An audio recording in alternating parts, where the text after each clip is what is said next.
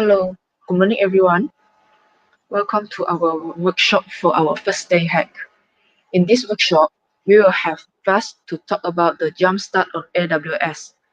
Faz actually is the senior solution architect in Amazon Web Malaysia. So without further ado, I will pass the stage to Faz. So take the time, Faz. Yeah, cool. Thanks, Vincent. Just give me a sec. I'll just please share my screen. And yeah, so hey everyone, thanks for joining in on a Sunday morning. I know for some of you it may be pretty early, being a lazy Sunday. So I'm Faz. I'm a senior solutions architect at a company called Amazon Web Services. And Amazon Web Services actually is a company that hosts something known as a cloud platform, which I'll be talking about in a bit, so that you can get an understanding of what exactly is the cloud. Because when you speak to a lot of people right now, you will be hearing folks talking about, okay, if I host my application, where exactly should I be hosting it? And okay, there's this cloud thing where you can actually host it in. So I help currently in my role. I help startups build on the AWS cloud, and I've been in this industry and in the whole tech scene for over 16 years. And so I've been building products before. I used to be a programmer myself, but as and when you start growing up in age, then people say, okay, fine, you've done enough coding. Let's just go around doing architecture. And speaking of architecture, as a role as such, what customers think I do is that. Every day I talk tech with them, and then I always have a bunch of colorful markers, and I'll draw boxes and arrows on the board, and they think that's what I do. What the company AWS thinks I do is that we have AWS has a lot of services, which you'll see in a bit when I show you the demo. And I am going around and talking to startups and other companies and saying, okay, if you're building maybe a mobile application, this is how you use AWS. If you're building a web application, this is how you do it. If you want to do machine learning, then these are the different services you can use in combination. And what I think I do actually is that I'm helping to build this whole ecosystem around in Malaysia, helping startups and helping companies to grow so that they can grow their business.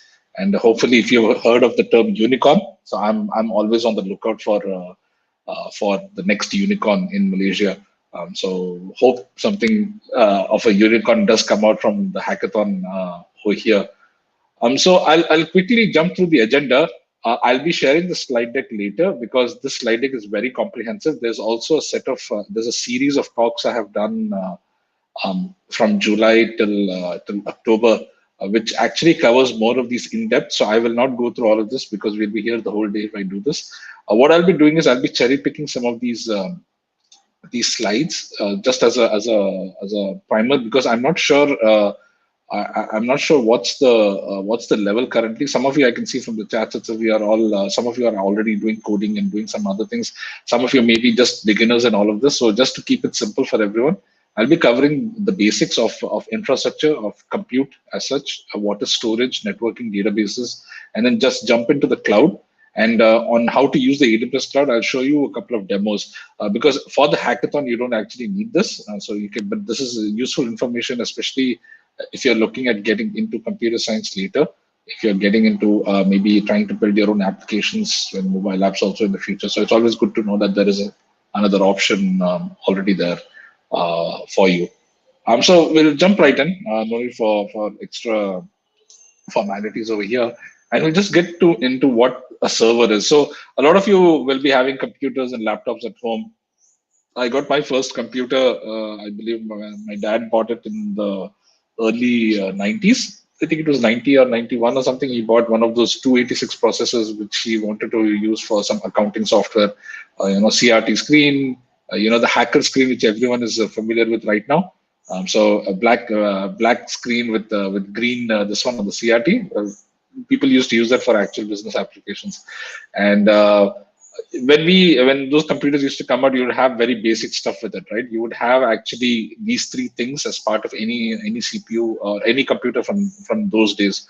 And the first one is the CPU, which is basically a compute processor, and the second one is a memory store, and the third one is a disk. And this doesn't change a lot. Maybe the components do change, but from a conceptual perspective, this is the same whether it is a PC or a laptop sitting at your home, or it is something that is in a server in a data center or in the cloud somewhere. So it's no different, and it's basically for compute and processing. So CPU is for processing all whatever instructions you're giving it. Memory is temporary storage. So let's say, for example, the easiest example I can give you is when you do addition is straightforward because every time you add two numbers, you will always just keep incrementing it and then putting it forward. But let's say you're doing a subtraction, right? And you're doing maybe like 15 minus 9. When you do that subtraction, there is a certain number you need to borrow from, and you need to store that temporarily somewhere so that the next set of instruction can take that. So you would use something like a memory store. So in this case, a RAM, for example, random access memory or anything else, where you can store that extra bit of information to continue the processing.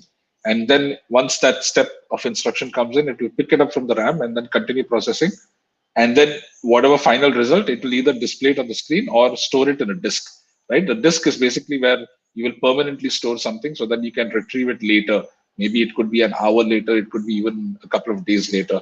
And you may have heard a lot of this explanation. So I'm just gonna, so instead of going too deep into each component, I'll just talk about how they work together. So a server is basically, when you look at it from a server perspective, now going away from your computer and laptop, it's basically a hardware which provides some computing power. And this is, you could compare a server even with whatever you're using right now. You are having a mobile phone at home which you're using, and for a server, basically compared to a mobile phone and even your laptop, the key difference is that it's 24/7 non-stop running. It has to keep running. So it's not like you switch it on today and then switch it off tomorrow manually, right? You could do it automatically, but that's a different story. It has to, without any failure, continue running. And also it should be able to process clients' requests. So it could be very simple requests like, okay, hey, here is an HTML file. Can you please render this? And then after that, it could also go into very complex processing, right? So all of you are like right now doing machine learning, some sort of machine learning where you're taking in images and taking in data, processing it, and then afterwards you're going to do, you're going to predict certain things, or you're going to classify certain objects. So your server should be able to handle all of that. Now, for this to actually work, you need to, there are certain things in the servers from a spec perspective you need to handle. Heating has to be handled properly. There should be constant power supply. You should make sure that the hard disks and whatever RAM and even the processors being used doesn't fail suddenly under load, right? And you need to make sure that it's able to process all of this out. So that's kind of like in a nutshell what a server would look like. Now, like going back to the math example, right? When a human actually calculates something, 1 plus 2 is really simple, right? You don't have to actually think too much, especially from a brain perspective. Now, when you take an input and then you memorize two numbers, you got these two numbers, you got 3. So now once you get that answer, you write it down, and then it's a simple process, and then you continue from there. Now, this basically gives you inputs, and then you start like calculating certain things. And then you add an operation and you do it. So from an algorithm perspective, when you talk about computer algorithms, this is how you will process it behind the scenes. Especially, you'll notice you'll do this the first time when you're learning a certain operation, right? You're saying, okay, first I take this, then I take this, then I do an operation on top. You add it, and then afterwards, okay, here's the output. I've got it. Then you write it somewhere, and you've got the result. And then you put it back. So computers do a similar process when you're using the CPU. So you have a central processing unit, and in that you have an algorithmic logical unit, which is basically for which runs the actual operations. And then you have a temporal storage called a register, where it will store that the intermediate results or steps whenever it needs to process certain things. So you add 1 and 2, goes to a register, and the input is stored in the register, and then the core computes it, and then based on the instructions given, and then it writes the output back in a register, and then you get that output back. Now, a CPU reads line by line. So every time you give it a set of instructions, it needs to go line by line, and you're telling it exactly, okay, when to go, where to go, right? So CPU performance, speed of processor matters a lot in this case. And this is where then you start going with multiple cores, because you want to do parallel processing in some sort, right? So if you know that your CPU core is just going to do one instruction after the other, you need to make sure that, okay, can I have multiple cores that can do multiple instruction execution at the same time? So think of the CPU, if a core is just one brain, you're putting more brains inside so that it can process more things eventually.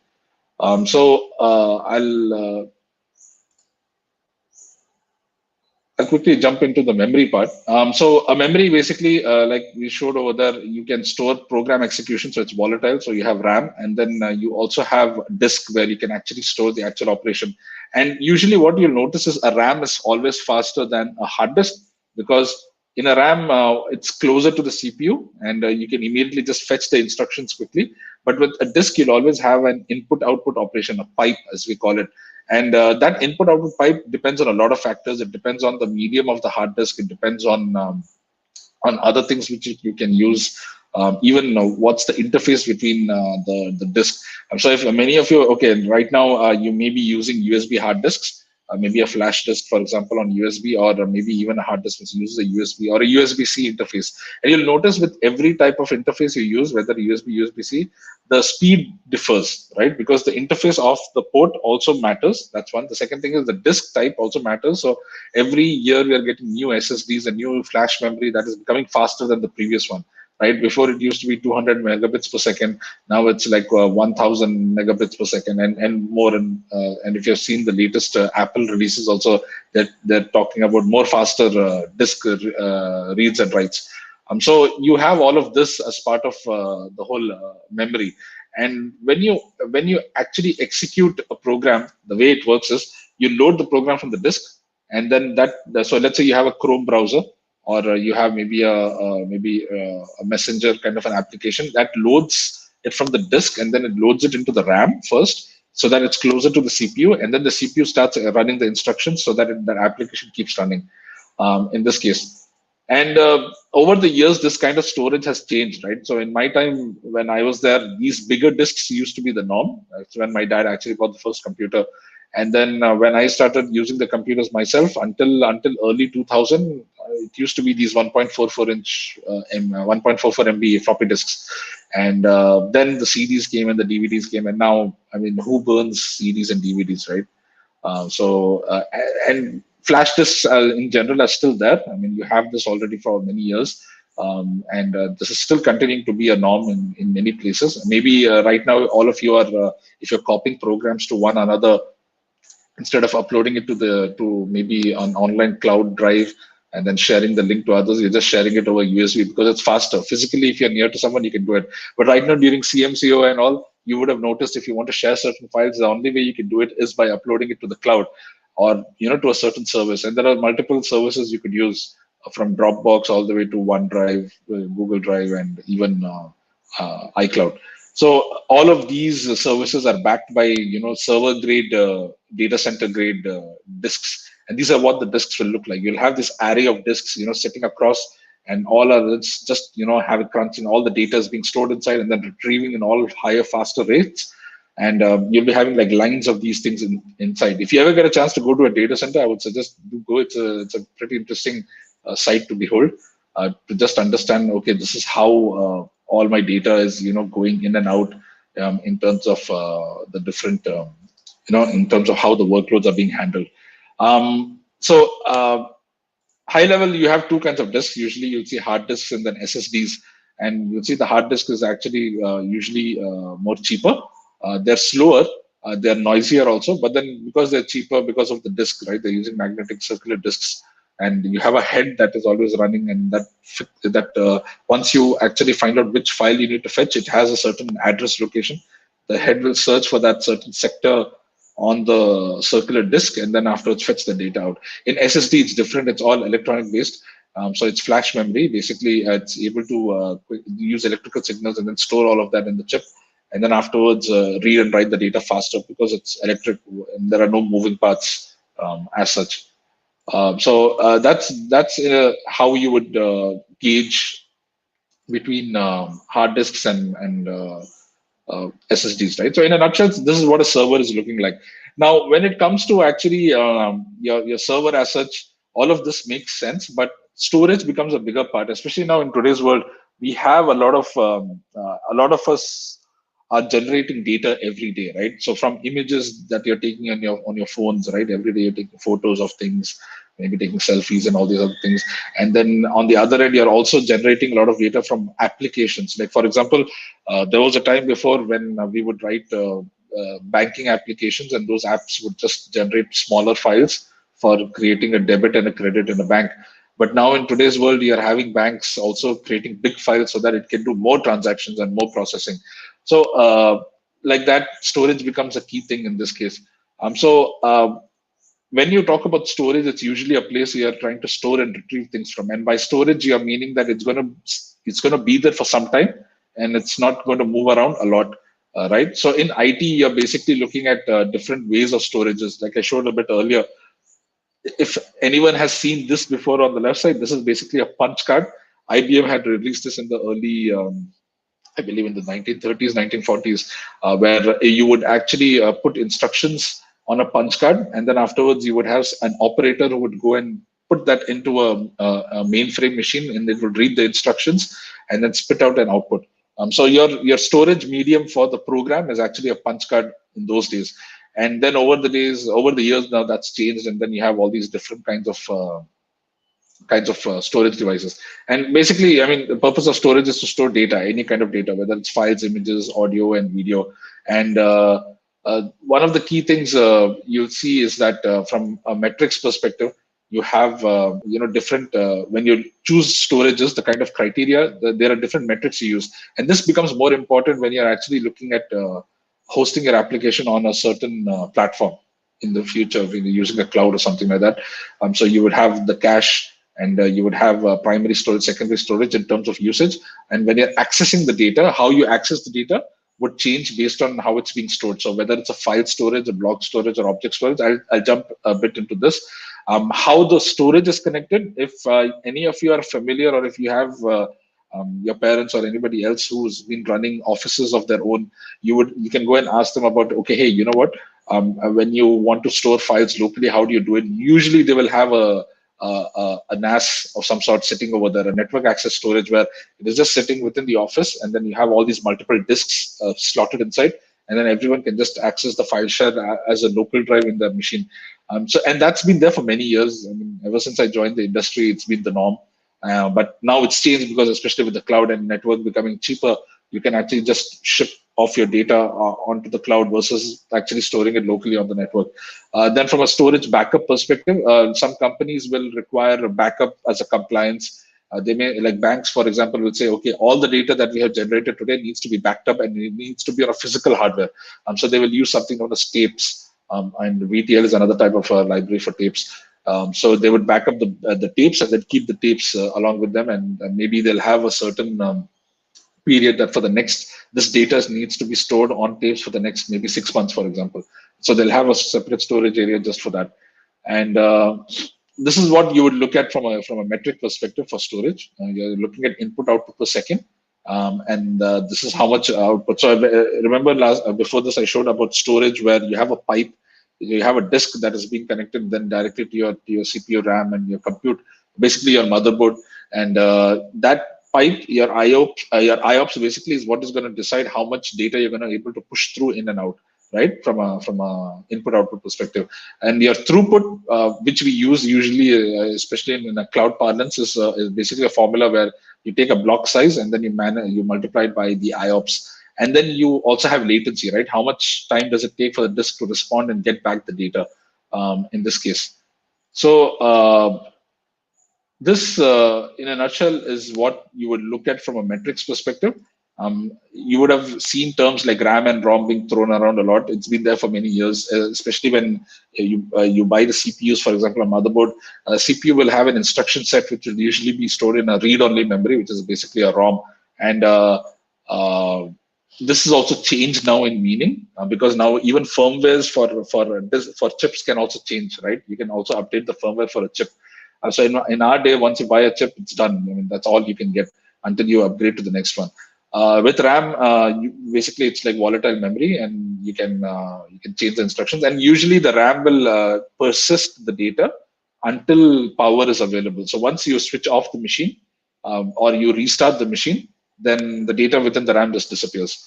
and so that then again it can start adding data when it restarts once more. So how you would actually then once you have managed the storage part of things, right, how would you actually start accessing the storage? So I mentioned there are a couple of file storage, block storages, different types of access ways, right? So the way your operating system works with an application and the device is that let's say your application, let's say you're running now Jupyter notebooks, for example, and then you're creating a file, maybe a CSV file or something. So your app is creating an object, right? And maybe some metadata for that file. What the operating system does is it takes that object based on the metadata which you've given and decides, okay, this is a CSV file and this is some other file or a doc file or a PDF or something. And when it pushes it down to the device, it uses its own machine assembly instruction under the hood and talks to the device over its own interface and instructs it saying, okay, this is a file I've given. And these are all the different blocks which I'm going to split it out into, and then you can save it. So what the operating system will do is it'll create a table of sorts which it can use as an index, where it knows, okay, if I am going to find out happy.pdf, for example, these are the different blocks that are split into and stored on the device.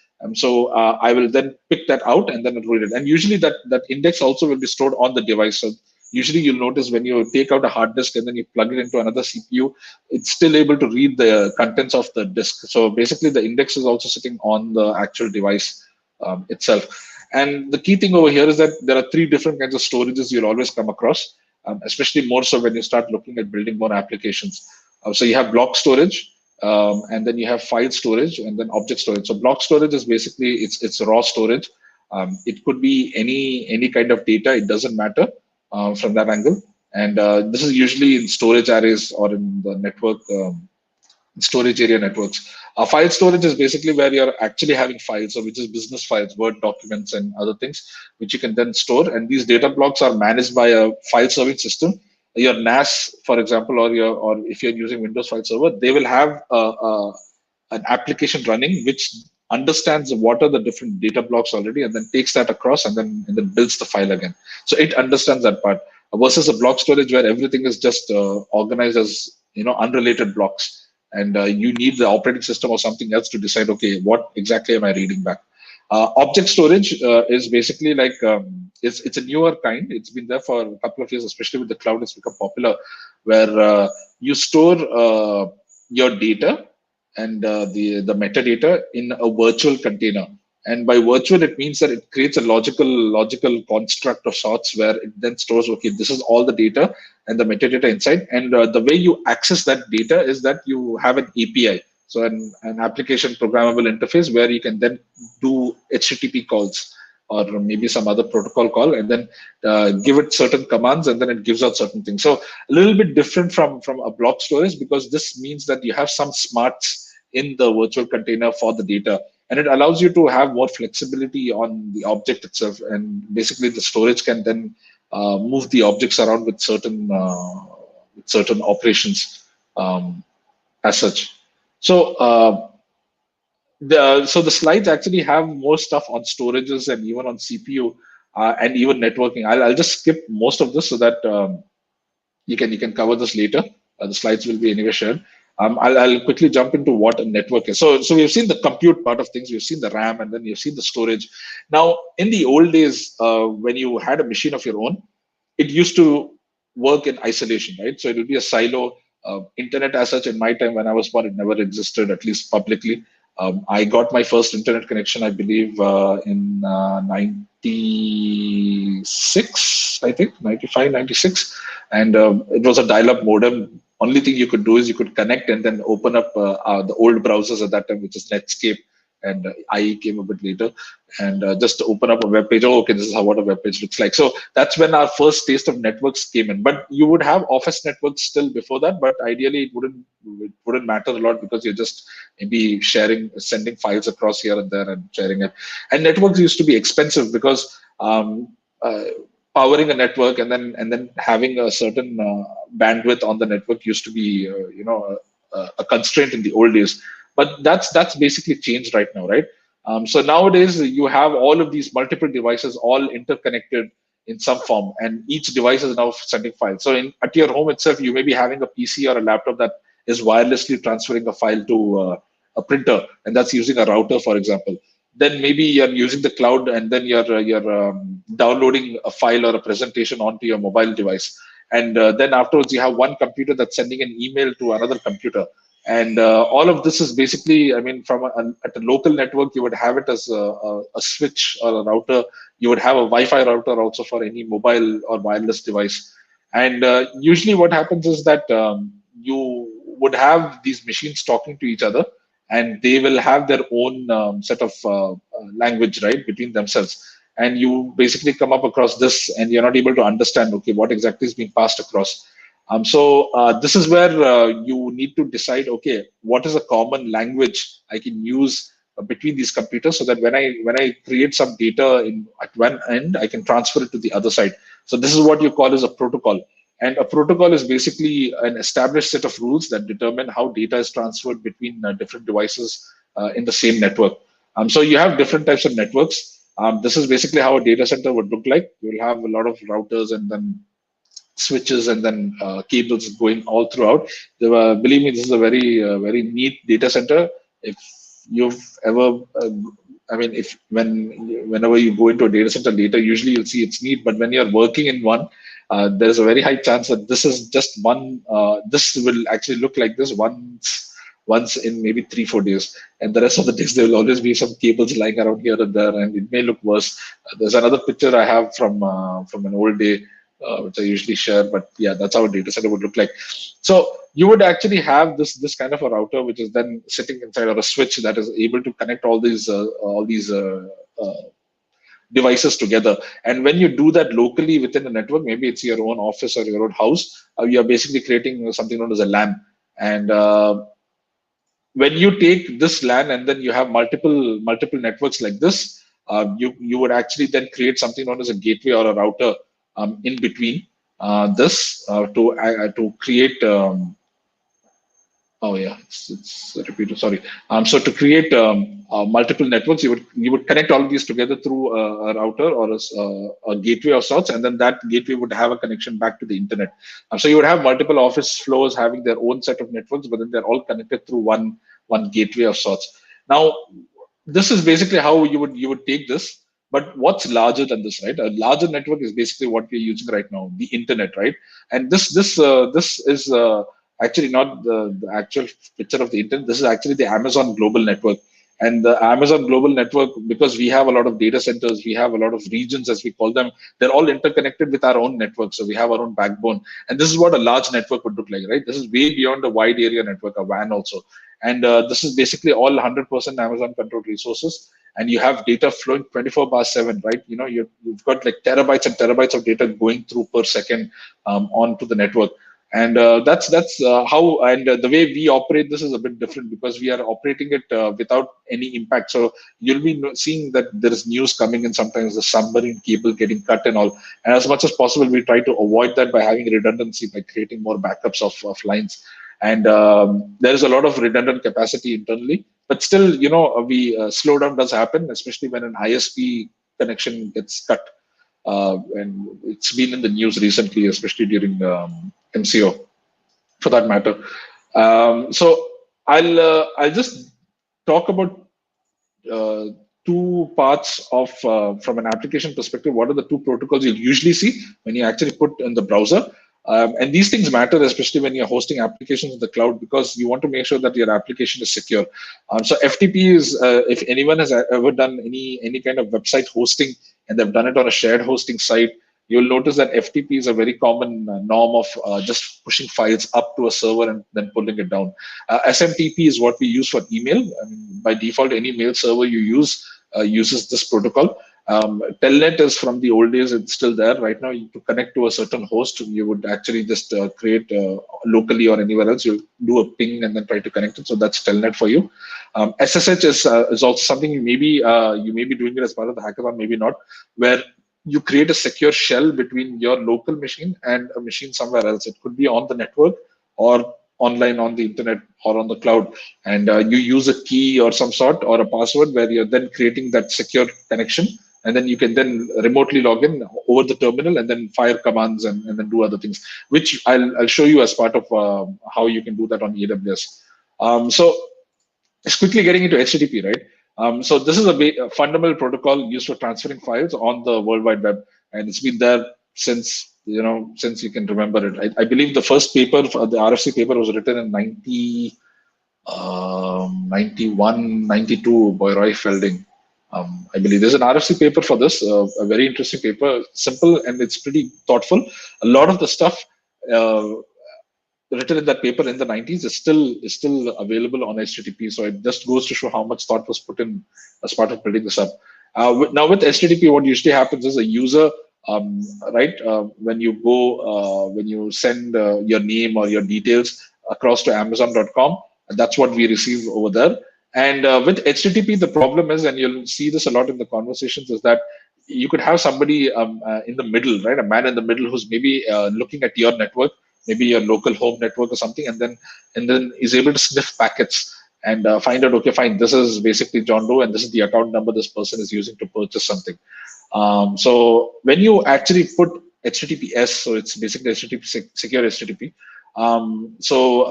What this allows you to do is you actually enable encrypted communication from your client itself, from the browser itself, especially if the connection which you have between the server is also secure. So for example, Amazon.com, if you go to the website right now, it's HTTPS. And what that does is it has a certificate on the server. So every time you request something, it is using that certificate to encrypt the data and then send it across to you. And then you will have a version of the certificate yourself, which you can then use for then decrypting the data at your end. And this happens seamlessly, right? In the HTTPS as a norm just happened like the past, I believe, 5-6 years. Because now browsers have also started forcing it, right? If you access a website which is not HTTPS, it actually throws a warning on your browser. This wasn't there like 5-6 years ago, so it's become the norm right now, and it's become an enforcing thing where every communication has to be secure. So you're basically looking at a hacker then who's doing a man in the middle kind of sniffing. They are not able to understand what's going on between the protocols itself. So that's basically how you would look at from file transfer perspective. And all that. I will just talk a bit on databases before we go into the demo. And from the beginning, if anyone has seen, okay, how data is stored, you could use basically a file storage, of course, for sure. But then if you want to have some relation between the data, you would want to store it in a certain service called a database. And in the old days, we used to do this like hieroglyphics. In the old days, used to have some form and relationship between all the data that's being written over here. And then after that transitioned into something known as ledgers. And if anyone has seen any kind of accounting ledger, or maybe even the recent CMC, or if you go to any shop, you actually have to put your name on the ledger. I mean, that has a certain structure, right? You're putting a name, you're putting a number, and you're putting your temperature inside. And that's basically like a database. You're recording all those fields down over there. So when anyone sees, they'll know, okay, this is a name. This is the temperature. This is the phone number. So you're giving it a certain structure under the hood already. If you notice, and there's something even more closer to what you have in your hand right now, if you notice that you manage a lot of contacts, right now, in the old days, the way we used to manage a lot of our phone contacts used to be that it used to be physical, face-to-face meetings. We'll have business cards, which used to be offline ways of us transferring our contact to another one. We would store these cards somewhere, right? And then you would actually then or write it in books and diaries.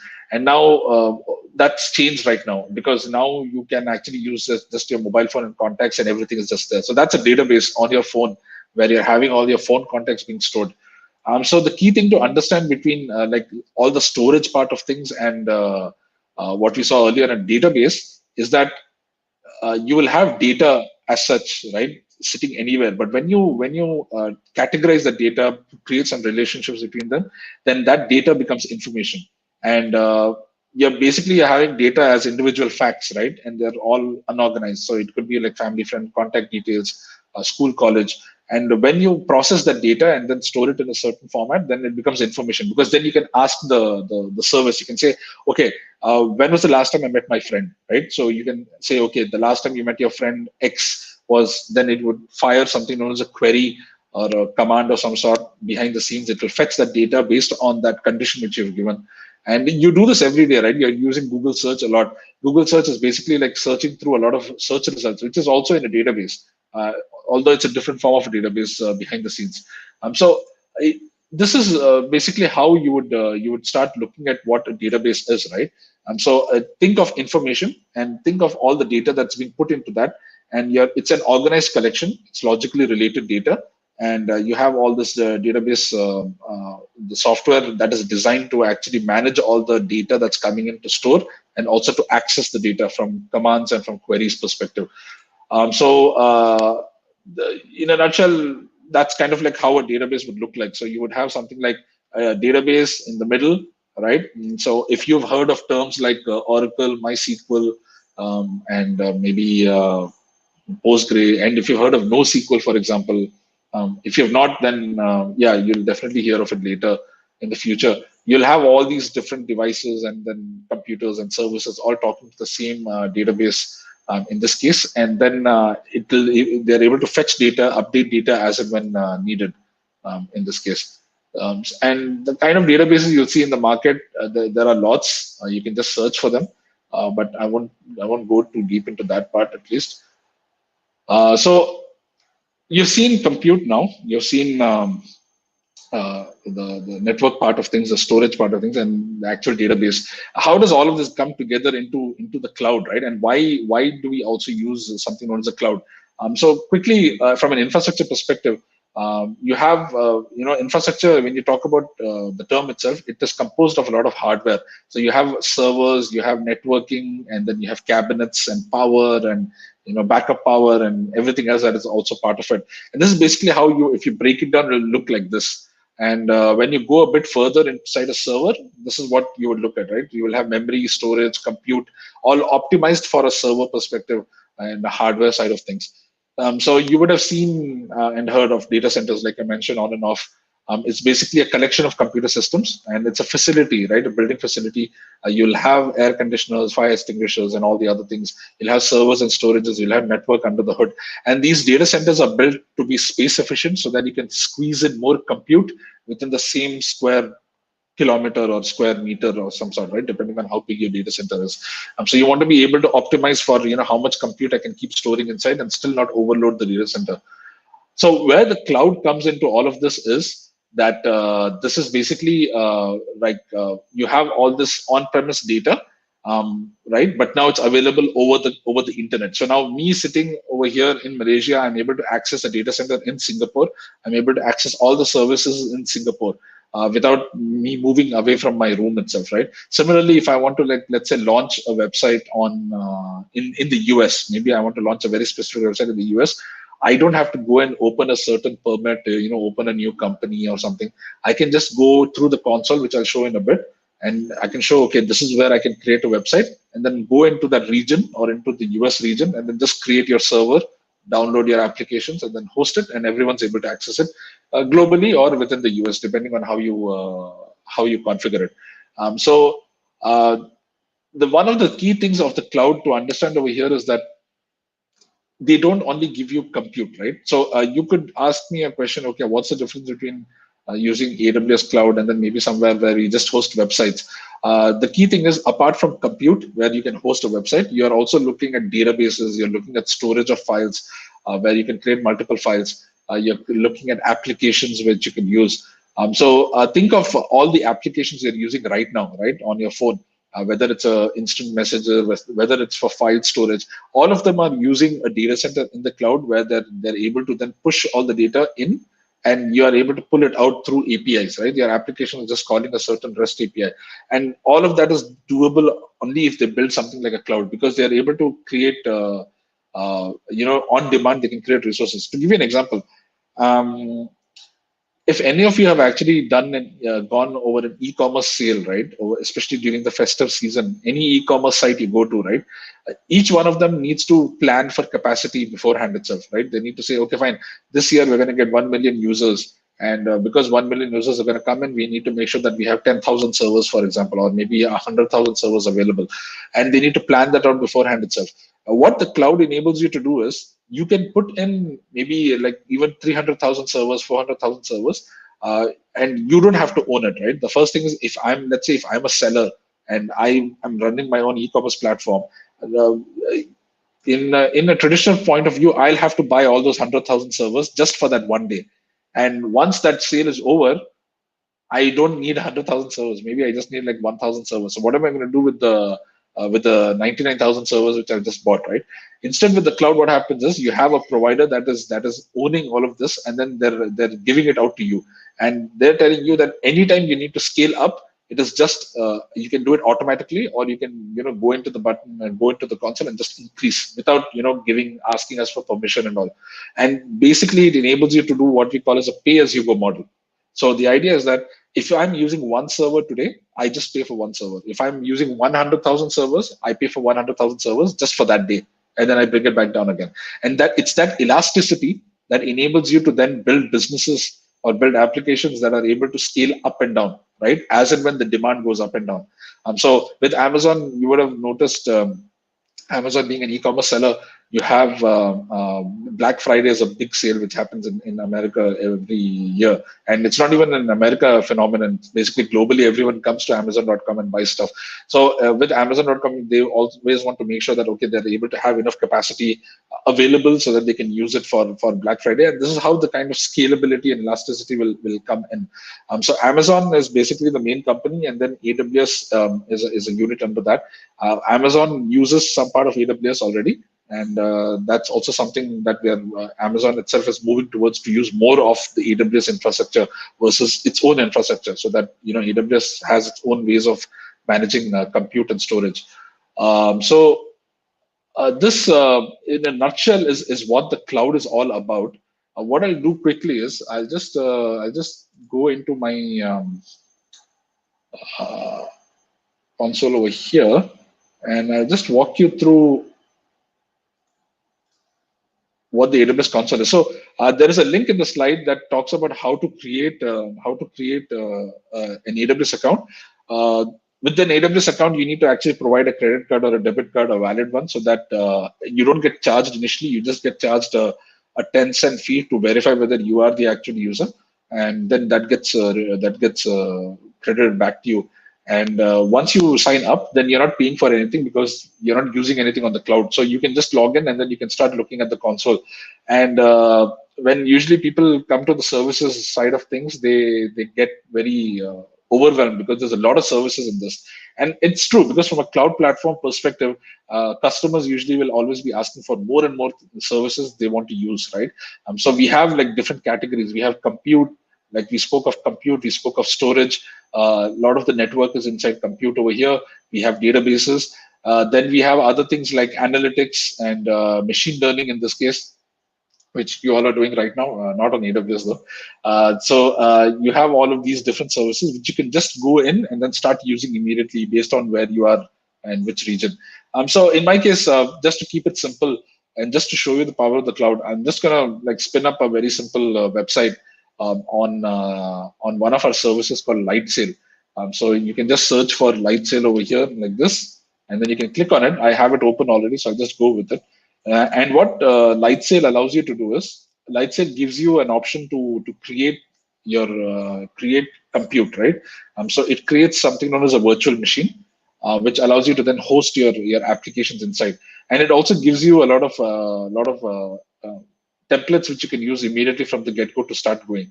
So to give you an example, in this case, I clicked on create an instance, and it allows me to actually select which operating system I want. So Linux and Unix. I'm a Unix guy, so I'll just pick that up, and whether I want to just install the operating system or an application. So if you're like right now thinking of starting a WordPress blog and you want to host it yourself, this allows you to just host the WordPress blog directly. You don't have to install the database, and you don't have to install the PHP part. It does everything for you. You also have other options, like if you want to have a Node.js application, or if you're into the mean stack, or Python for Django, for example.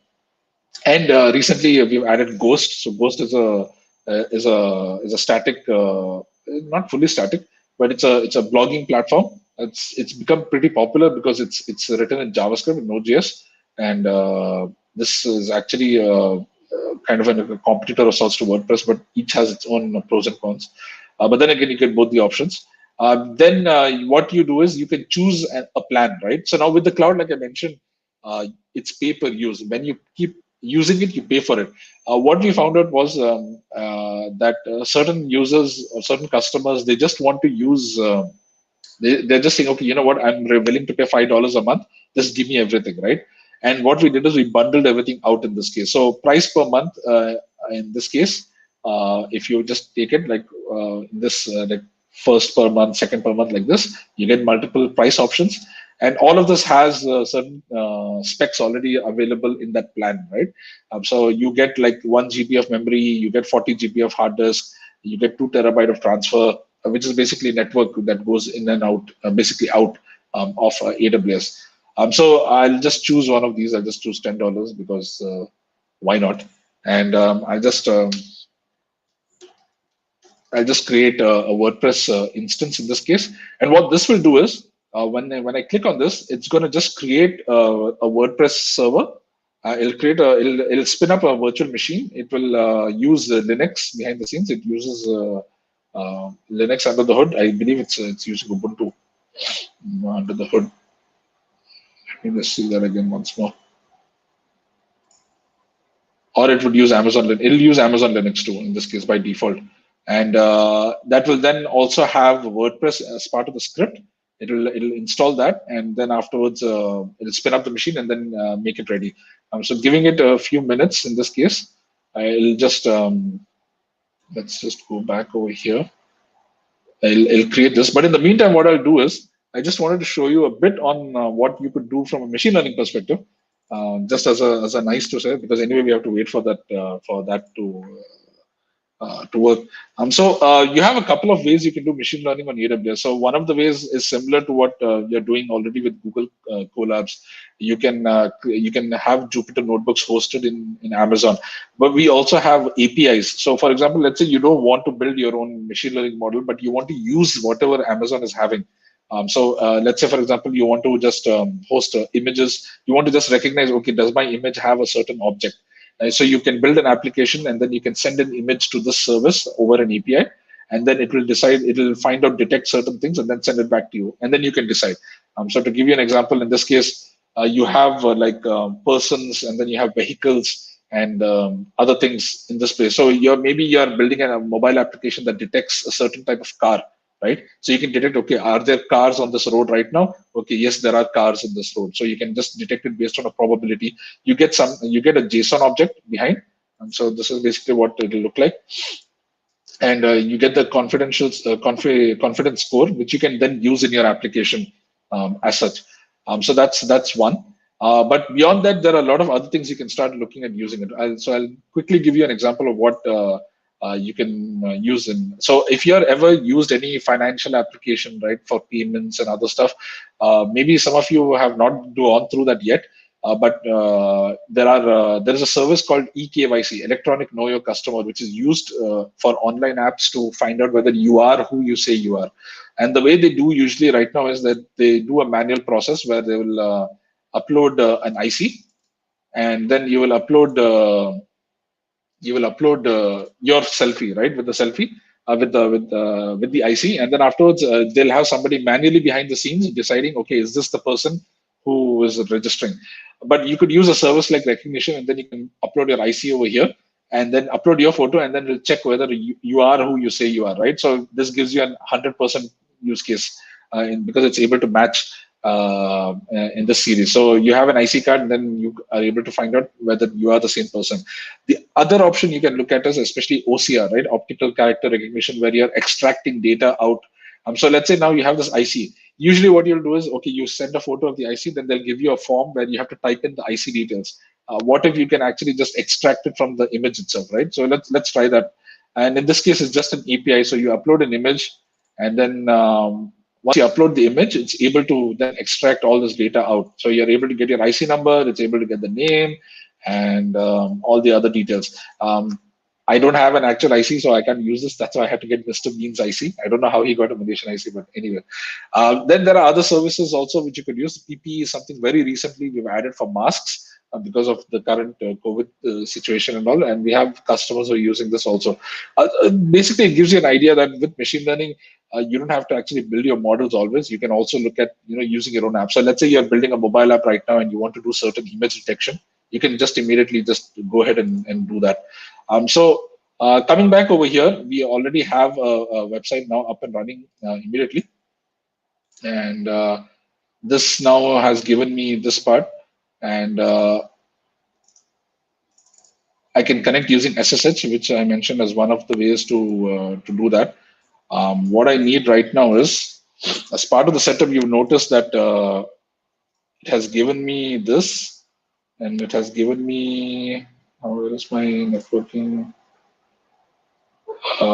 This is basically my IP, so I can just go to this IP over here. And it's created a blog already in my case, and it's HTTP by default, not HTTPS, but you can set that up later as part of this. Now, because I need to log into my this one, I'll just quickly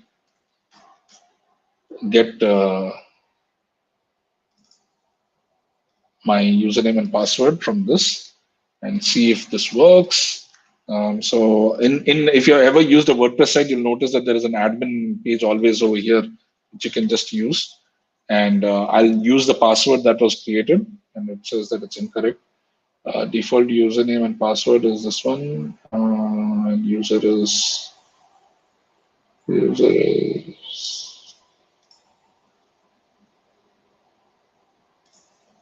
oh, sorry, no wonder. Copy.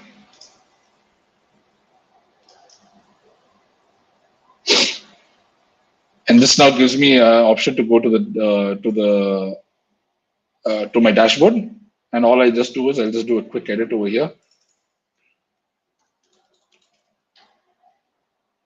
and this gives me now I'm able to update it, which means now if I just go back to my website, let's see if I can go to my website over here.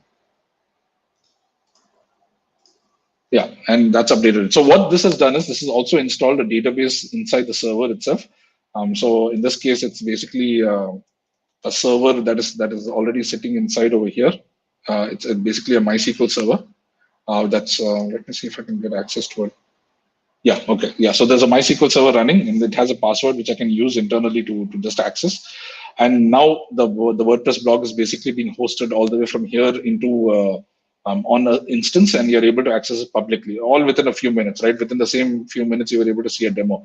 And it has used all those fundamentals which I have just spoken about. It has done networking, and it has done the storage part of things in the database. But it has done it without us actually jumping into each and every part of it. And that's the key part of the cloud, right? The cloud actually abstracts a lot of this from you so that you can focus on hosting your applications and building your applications and then giving it to your customers and to your users.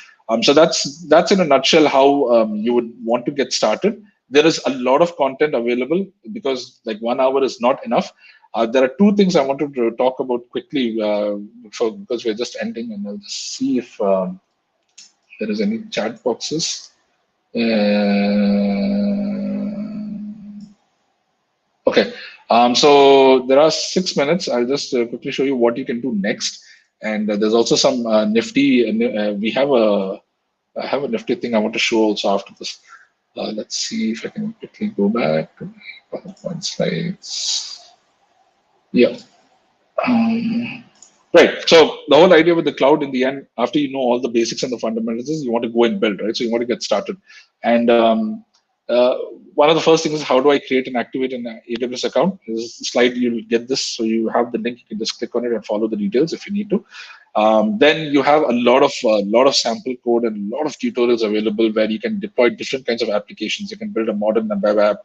You can deploy and host a React.js application and a lot of other things. Now, because this is December right now, we have a conference going on called reInvent. reInvent is our annual conference. We do it every year in December. First time we're doing it fully online and virtual. So with reInvent, in the conference venue, we will run a lot of free labs. So we will have, people coming in, attendees coming in and saying, okay, we want to try out AWS, and they'll just go in and sit for a couple of hours and then go through all the labs. This year, what we've done is we've actually made it free, and it's available online.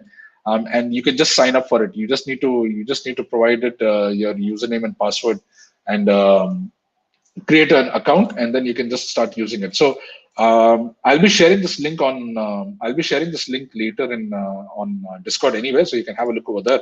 But what it does is, once you go in and you create an account for reInvent, you register in this, and then you can or you can register directly on Hands-on Labs, and this will create. You have to give it some details, and then afterwards, once you log in, you can access it from here. You log into the page, and it'll give you this massive catalog of labs which you can do for free. This is free till December 18th, which is basically the whole duration of the hackathon.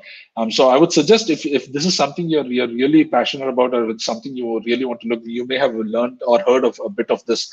You can go through some of these labs. The labs are basically done from a services perspective.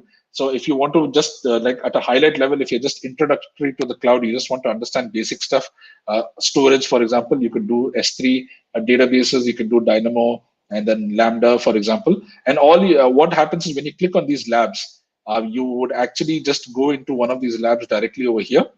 And this has step-by-step everything, right, on what you need to be doing.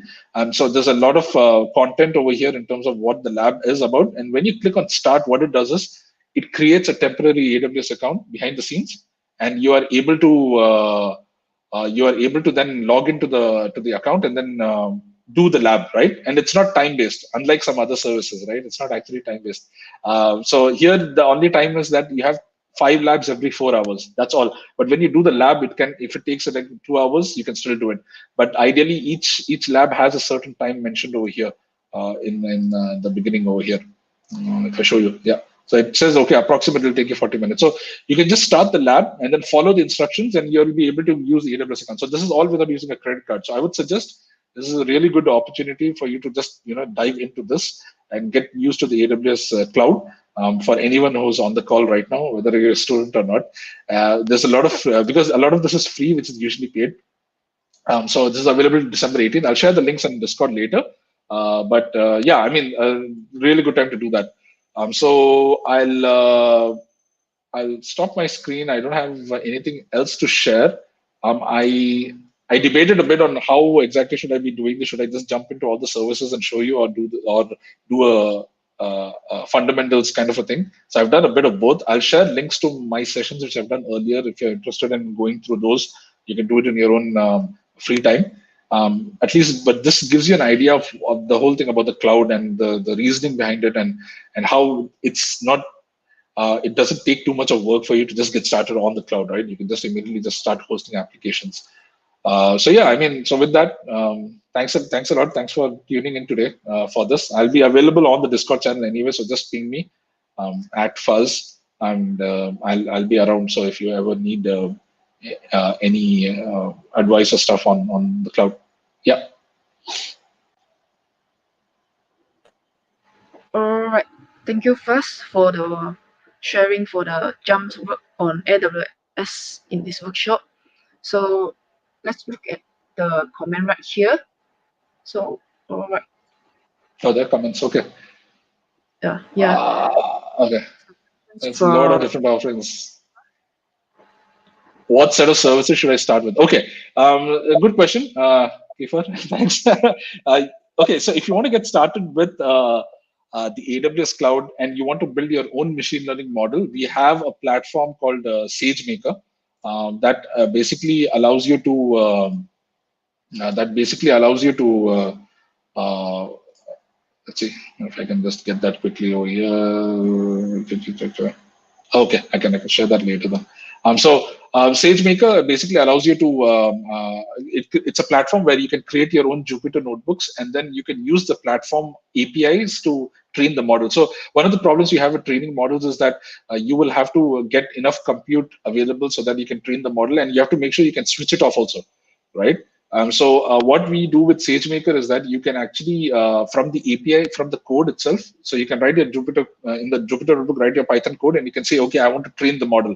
So you get all the data ready and store it in whatever storage in buckets and all, and then you call the SageMaker this one, the function for training, and point it to wherever the data is sitting.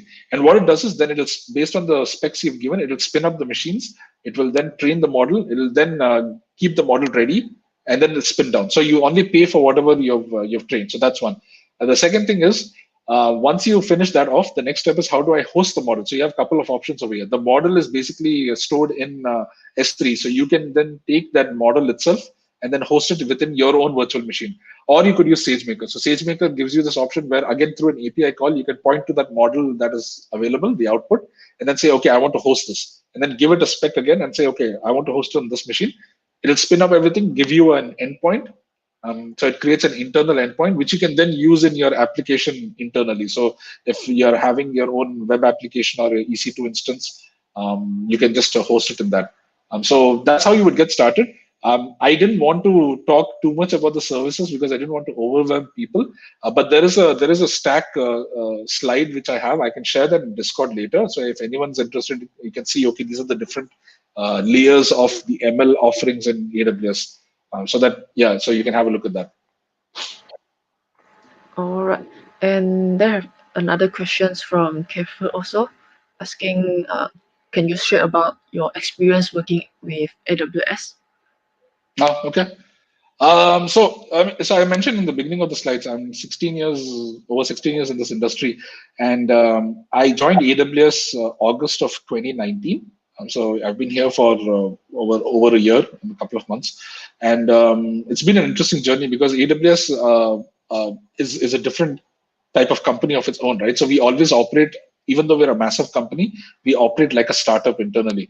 So one of the things we always look at when we hire people, when we recruit people at any level, whether it's junior level all the way to seniors, is that we have something known as a leadership principles, and it's there on our website, and we use these leadership principles as a guiding star, a north star, basically, for us to make decisions day to day, right?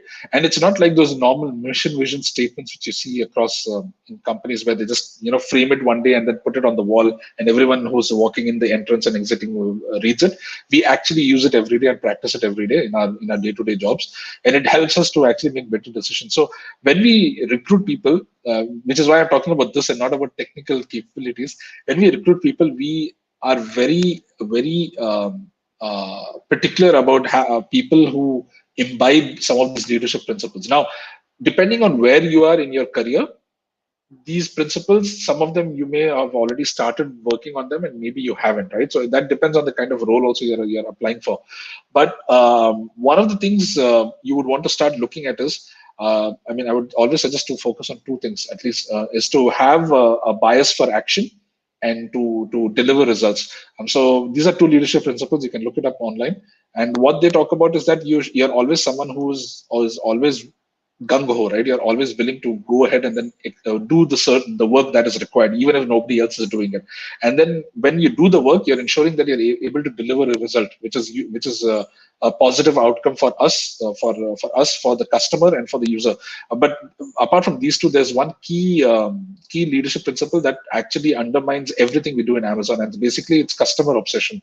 And if you notice, what is the tagline for Amazon? It's like, we are the most customer-centric company on earth.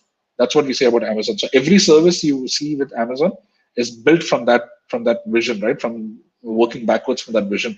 So if you're not customer obsessed, you're not obsessed about what your customer's needs are and building for that, then you would find it very difficult to actually deliver on the kind of things you want to build and always have action.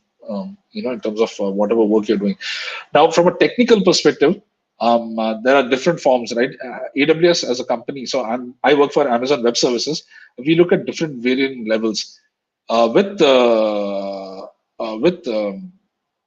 what do you call?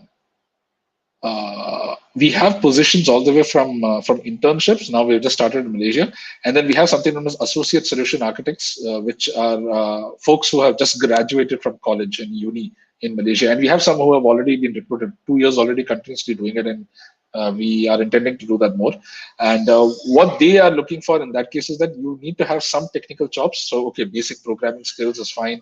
You need to understand how to build applications, but more the emphasis is on the leadership principle. So if you were in uni or in school and you were doing certain activities, um, how involved were you with those activities? How were you able to deliver results? How were you able to have action, right? All those kind of things are looked upon. So behavioral results, behavioral interviews as such becomes a norm for junior positions. And as and when you start growing into other positions, they start looking at more technical skills. So me as a solutions architect, I'm supposed to have the skills to understand systems at a higher level, right? Apart from the actual programming stuff, I need to know how to build systems at a high level, how to help customers to build scalable systems, as we call it, right? If I have an e-commerce customer, ensure that they're able to handle the load whenever they do their special sales and stuff like that. So that's like at a very high level of how you would do.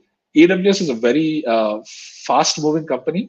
So if you ask about experience, I'm still learning, and we basically have this concept in AWS we call as it is day one. We always say every day is day one. So we are always learning, and we are always like putting ourselves out there, and then working with our customers and making them happier with the kind of stuff we are building.